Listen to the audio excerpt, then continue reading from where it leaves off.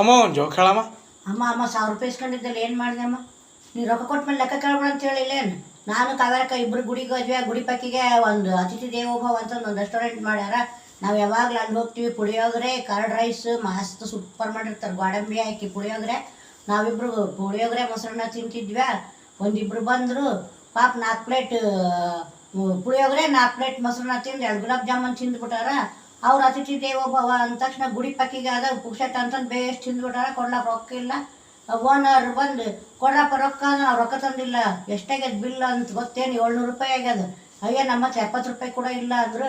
ಮತ್ತು ಇವಾಗ ಏನು ಮಾಡ್ತೀರಪ್ಪ ಅಂದರೆ, ನಾನಿದ್ದು ಅಪ್ಪ ಓನರಣ್ಣ ನಾನೇ ಅವ್ರು ದುಡ್ಡು ಕೊಡ್ತೀನಿ ಎಷ್ಟಾಗ್ಯದ.